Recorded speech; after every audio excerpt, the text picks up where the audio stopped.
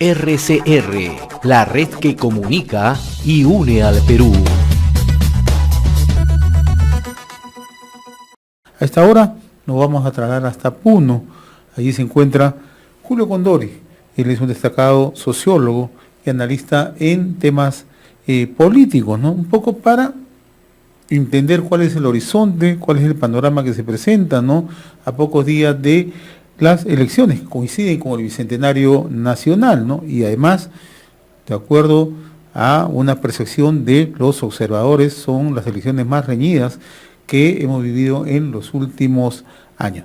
Saludamos a Julio Condori, sociólogo y analista en temas políticos directamente desde Puno. Qué gusto saludarlo, mi estimado Julio. Un abrazo, muy amable como siempre. Un saludo cordial a tu persona, José, de igual modo a la digna audiencia. Bien, estoy a tu disposición. Sí, yo comentaba como una suerte de preámbulo que son las elecciones más reñidas, ¿no? No podemos hablar naturalmente de encuestas, pero las que conocemos de otra manera muestran un escenario bastante apretado en términos de cifras, ¿no? Y además, ¿no? Es natural, hay un fuerte número de votos indecisos, votos de personas que todavía no deciden a quién o por quién votarían el 11 de abril. Me gustaría conocer tu percepción, ¿no? Tú sigues muy de cerca el compás político, coincidimos que estas elecciones sean reñidas, pero se da en una situación muy sui generis, muy peculiar, porque estamos dentro de una crisis de salud sanitaria, crisis económica, o sea, por recesión, y por qué no decir, hay una crisis política y más que todo hay una crisis de valores. Entonces,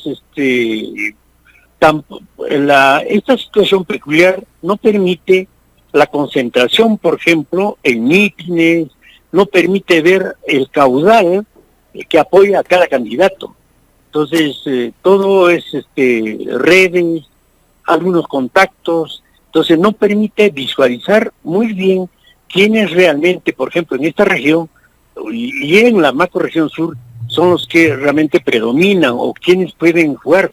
En términos generales, en lo que respecta a esta región, el señor Johnny Lescano es el que tiene las preferencias, por ser del departamento y en una otra medida haber destacado en su labor parlamentaria, particularmente antes de la disolución del Congreso en 2019. También está Verónica Mendoza de Juntos por Perú, y más que todo por verse como una lideresa nueva, aunque ya participó, es la segunda vez que participa, ¿no? Y en esta región aparece el profesor Pedro Castillo en las últimas encuestas, ¿no es cierto? Entonces, pero todo esto se da en un proceso, en un ambiente de desconfianza y también de indignación, que hasta yo compartiría, José. ¿Por qué? Vemos candidatos o candidatas, por una parte, que participan hablando de lucha contra la corrupción, hablan de valores, no hablan de rescatar los valores, cuando ellas mismas están en un proceso por lavado de activos, están por actos de corrupción. Eso por una parte. Por otra, se habla de moralizar el país cuando tenemos candidatos que deben a la SUNAT por millones y no se sabe cómo han acaudalado en el país para llamarse de millonarios. Y decimos eso porque, y ojo, la indignación incluso, yo creo que como medios de comunicación y ustedes, seguro que también notan la indignación de la población. Hay encuestadoras que en el pasado recibían durante la dictadura de Fujimori, recibían $30,000, $20,000 mensuales, y que hoy siguen persistiendo luego de los debates, poniendo a candidatos que no han lucido, que no han prevalecido, si se quiere, con sus planteamientos. Y eso realmente es algo raro. Eso, yo diría, trastoca el verdadero sentimiento de la población encuestada o no encuestada.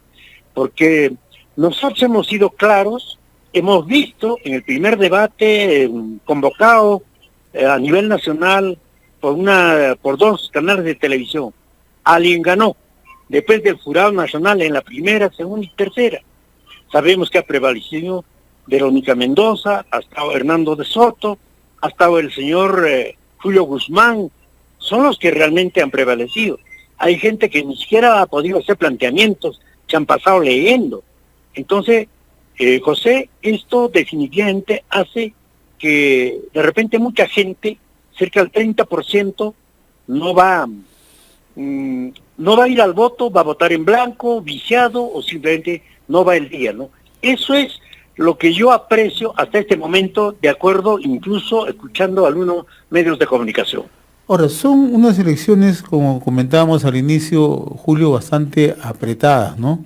Pero hay apariciones que también, de una otra manera, no dejan de concitar la atención, ¿no? Y tú has citado el caso del profesor Pedro Castillo Terrones, ¿no? Que además tiene un voto consistente en toda la zona sur. ¿A qué obedece la aparición de Pedro Castillo Terrones, ¿no? ¿Cuál es, desde tu punto de vista, la fortaleza que él tiene? ¿Quiénes auspician esta candidatura? Mire, en primer lugar, ¿quiénes apoyan? Aquí hay gente, bueno, la región de Puno siempre se ha caracterizado por ser contestatario, anticentralista, etcétera. Y en el pasado, en las anteriores elecciones, por ejemplo, hemos tenido también igual una persona radicaloide, Gregorio Santos me refiero, hoy aparece Pedro Castillo, pero haciendo planteamientos demagógicos. Por ejemplo, plantea, y está en su plan de gobierno, de llegar a la presidencia, va a dotar, dice, 10% del PBI para el sector educación, 10% del PBI para el sector salud, y me quedo hasta ahí más.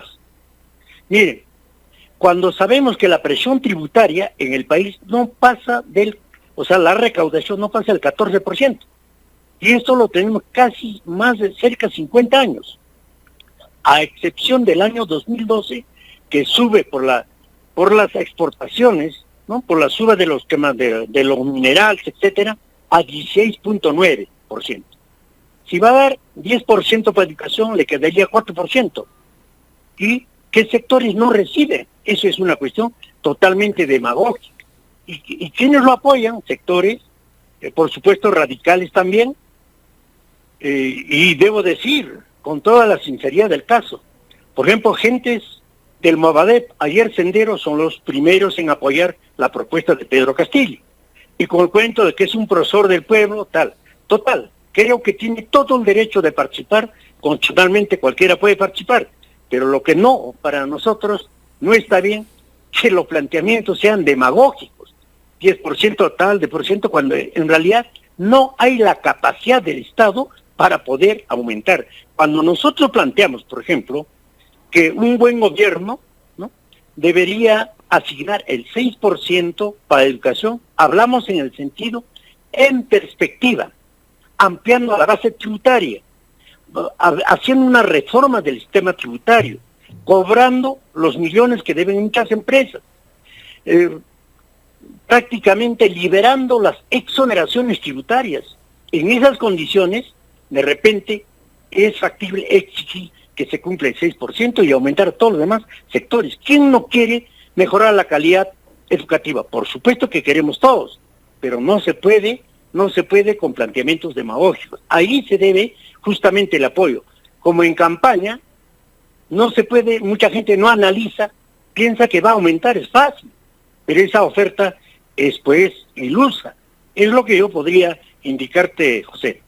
Ahora, lo que tú mencionabas hace unos momentos, ¿no?, al inicio de la conversación, ¿no?, es una campaña totalmente atípica, ¿no?, una campaña donde no hay manifestaciones en plazas públicas, no hay desplazamientos, y esto producto de la emergencia que estamos viviendo, ¿no? Pero sí hemos visto que hay candidatos que tienen una movilización permanente, ¿no?, que incluso en algún momento han estado haciendo movilizaciones de una u otra forma, ¿no? ¿Quiénes, o sea, desde tu punto de vista, y esto me refiero yo a Pedro Castillo Terrones, ¿no?, ¿por qué esa, digamos, vehemencia con la que ellos exhiben en sus campañas políticas, ¿no? Porque tú acabas de mencionar algo que merece simplemente tomar la atención del caso, ¿no?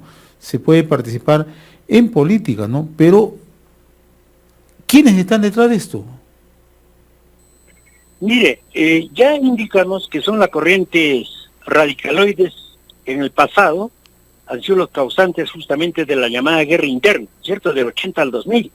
Es de la gente que promueve y creo que financia esto, se supone que es del Brain, así como financiaron la última huelga magisterial. Y hay que decirlo con toda la sinceridad del caso. Sendero, saben perfectamente, José, días anteriores ha matado a 4 miembros de una familia en el Brain, ¿cierto? Pareciera que luego de que ha muerto en enero uno de sus líderes, ¿cierto? Entonces, ellos son los que en realidad apoyan, ensalzan, son los que llaman por teléfono cuando hay algunas encuestas, etcétera, ¿no? O sea, es el sector, este sector, como sabemos, se infiltró tiempo atrás en el magisterio, y con eso no estamos diciendo que todo el magisterio sea así, porque el magisterio consciente sabe perfectamente quiénes son los que se infiltran, ¿cierto? Nosotros queremos todos que mejore el sector de educación, pero no es la forma haciendo ofertas ilusas y demagógicas, como dijimos. Y, por ejemplo, ¿cuál es el favor que está haciendo el señor Castillo? Simplemente evitar que el sector de izquierda que plantea un cambio de modelo, un cambio de constitución, etcétera, pueda pasar a la segunda vuelta. En el pasado, en el 2016, lo ha hecho Gregorio Santos, porque si se sumaba esos votos, la señora Verónica Mendoza pasaba a la segunda vuelta. Y hoy pareciera que eso podría repetirse, porque de la boca al bigote somos pues de unidad, quieren la unidad del pueblo, la unidad de izquierda, la unidad socialista, la unidad de todo lo que no están con el establecimiento, pero en el fondo, ¿qué? Esa es la labor, creo que están haciendo, no solamente en Puno, sino estamos hablando de Tacna y Moquegua. Eso es lo que yo podría sintetizar con respecto a esa pregunta. Ahora, ¿y cómo ves el horizonte de los otros candidatos, ¿no? Me refiero a Hernando de Soto, me refiero a Keiko Fujimori, me refiero a Rafael López Aliaga, ¿no? Y al mismo George Forsyth, ¿no? No podemos citar encuestas, pero digamos, ese es un poco el pelotón que se está manejando, ¿no? De acuerdo a los últimos... Partiremos del que ya ha vuelto a hablar N veces, y eso es parte de su discurso, la mismocracia. El señor Forsyth sabe muy bien en Puno de que máximo él ha sido deportista y nunca ha sido consecuente con una posición política. Y nos hemos dado cuenta, por ejemplo, en los debates, ¿no? Simplemente va al ataque y no haya que responder cuando son, cuando los otros candidatos a la presidencia, prácticamente cuando le hacen una pregunta o hacen una observación. En Puno yo no creo que tenga mayor simpatizantes. Cuando vino, prácticamente la gente no lo dejó, es el caso de Juliaca, George Forsyth. Ahora el señor Rafael López, todos saben, creo, que debe a la SUNAT millones de soles. Es una persona que no es preparada. Yo no sé cómo ha podido llegar a ser millonario. Seguramente pues debiendo, o sea, evadiendo, eludiendo tributos al Estado, ¿no es cierto? Entonces, y es más, en el departamento de Puno no creo que exista tantos empresarios para que puedan apoyar. Aquí más del 80% está en el sector informal, o lo que decimos ambulantes.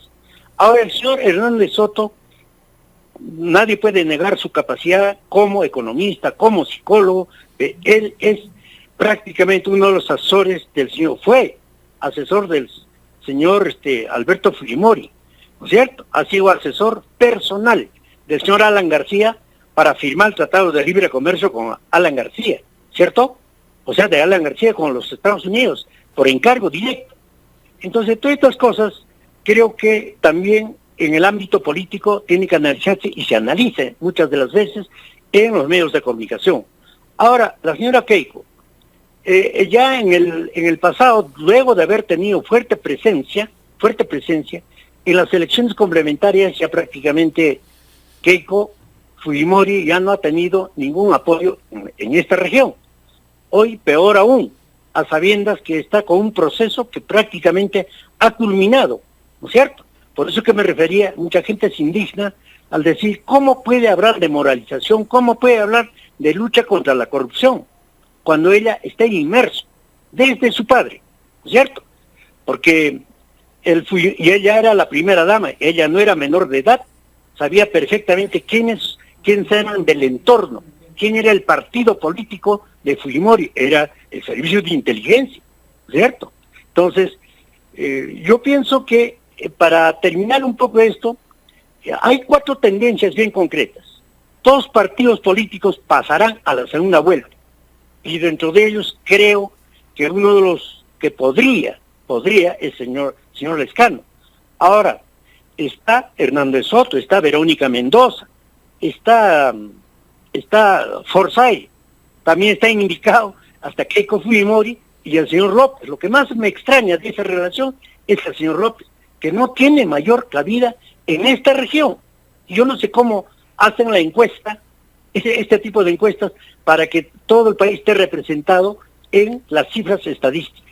Segundo, creo que hay una lucha para pasar la valla, y prácticamente, José, vamos a tener 8 o 9 organizaciones o bancadas en el Congreso, y los demás, ¿no?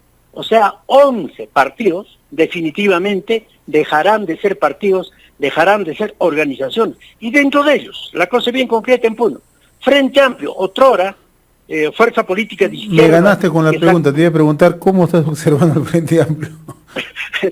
Frente Amplio no tiene para sacar ni la chicha en el departamento de Puno. Igual Perú, Patria Segura, RUNA, Democracia Directa, UPP ha hecho campaña, más que todos sus candidatos a Congreso, ¿no? Pero creo que con lo que se corre en el debate, como ha sido el caso del señor Vega, les deja sin piso a sus candidatos. A ver, yo me pregunto, José, ¿cómo es que partidos conservadores no están por la defensa de la Constitución? Y en muchas partes del país, sus candidatos a Congreso están hablando cambio de la Constitución. Hablan cambio de modelo, cuando su partido, su dirigente, su candidato presidencial, no concuerda con eso. Están por la defensa de la status quo, y hay partidos que sí están por cambio, ¿no es cierto?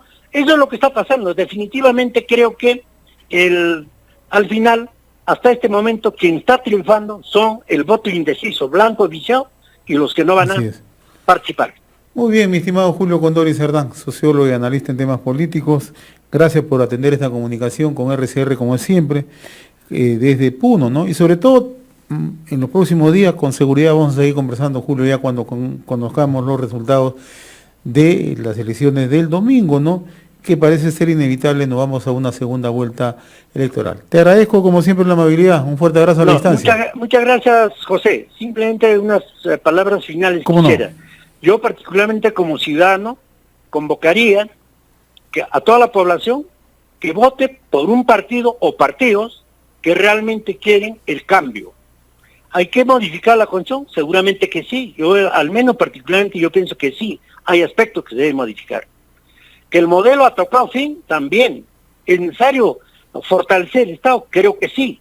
¿Hay que luchar contra la corrupción? Por supuesto que sí. Porque es el mal que se lleva miles de millones de soles y no permite el desarrollo, no permite que el Estado llegue a los pobres.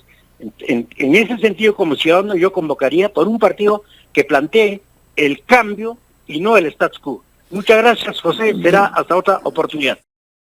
RCR, la red que comunica y une al Perú.